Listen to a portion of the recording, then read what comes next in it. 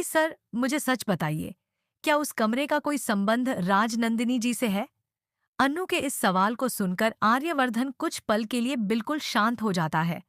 उसके चेहरे पर साफ दिखाई देता है कि वह किसी गहरे राज्य को छिपाने की कोशिश कर रहा है।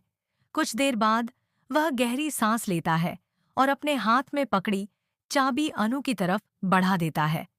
अगर तुम्हें लगता है कि तुम्हें उस कमरे की सच्चाई जाननी चाहिए, तो ये लो चाबी। मैं तुम्हें नहीं रोकूंगा। आर्यवर्धन की बात सुनकर अनु हैरान रह जाती है।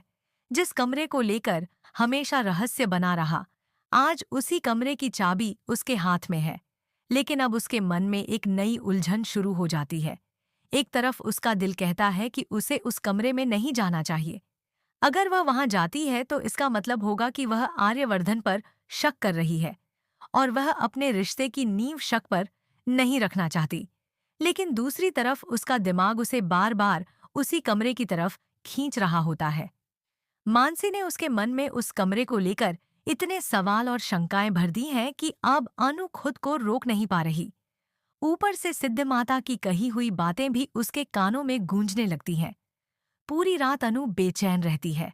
आखिरकार वह फैसला करती है कि अब उसे सच जानना ही होगा। धीरे धीरे कदम बढ़ाते हुए अन्नू उस रहस्यमयी कमरे के सामने पहुंचती है।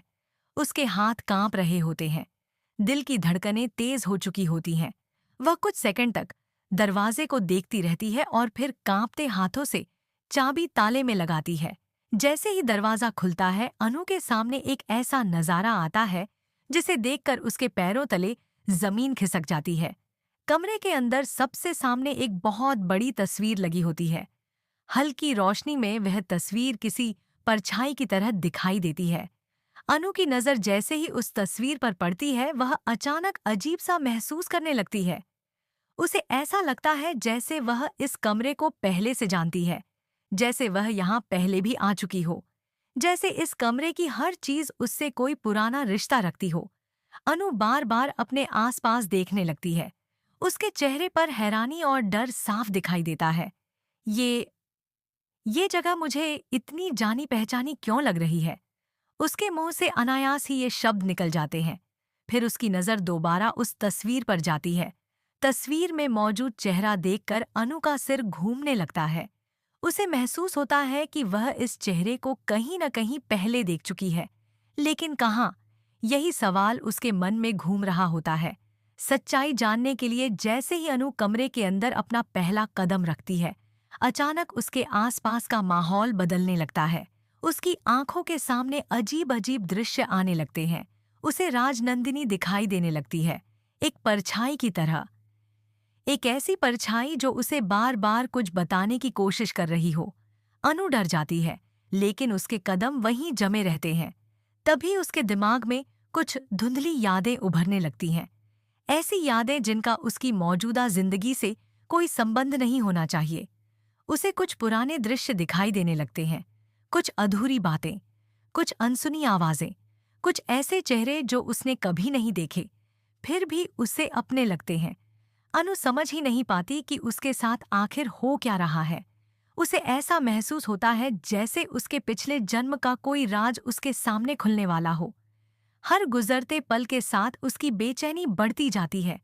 अचानक उसे एक ऐसा दृश्य दिखाई देता है जिसे देखकर वह बुरी तरह घबरा जाती है।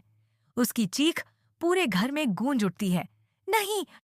जोरदार चीख के साथ अनु का संतुलन बिगड़ जाता है और वह वहीं जमीन पर गिरकर बेहोश हो जाती है। उधर जैसे ही आर्यवर्धन को अनु की चीख सुनाई देती है, उसका चेहरा फक पड़ जाता है। उसके मन में सबसे पहला ख्याल आता है कि शायद अनु को उस कमरे का पूरा सच पता चल गया है। वह घबराकर खुद से कहता है, सब खत्म हो गया। अनु को सब पता चल गया। अब वह मुझे कभी माफ नहीं करेगी। आर्यवर्धन तेजी से उस कमरे की तरफ दौड़ता है, लेकिन जब वह वहां पहुंचता है तो देखता है कि अनु जमीन पर बेहोश पड़ी हुई है। उसकी सांसें चल रही होती हैं, लेकिन वह होश में नहीं होती। आर्यवर्धन राहत की सांस तो लेता है, लेकिन उसके चेहरे पर चिंता साफ दिखाई देती है। वह तुरंत अनु को अपनी बाहों में उठाता है और उसे अपने कमरे में ले जाता है। अब सबसे बड़ा सवाल यह है कि आखिर राजनंदिनी के कमरे में ऐसा क्या राज छिपा है? अनु को अचानक पिछली जिंदगी की झलकियां क्यों दिखाई देने लगी? क्या सच में अनु का राजनंदिनी से कोई गहरा संबंध है? और अगर अनु को पूरी सच्चाई पता चल गई, तो क्या वह आर्यवर्धन को माफ कर पाएगी? इन सभी सवालों के जवाब आने वाले एपिसोड्स में मिलने वाले हैं, जहां कहानी में एक के बाद एक बड़े खुलासे और जबरदस्त ट्विस्ट देखने को मिलने वाले हैं।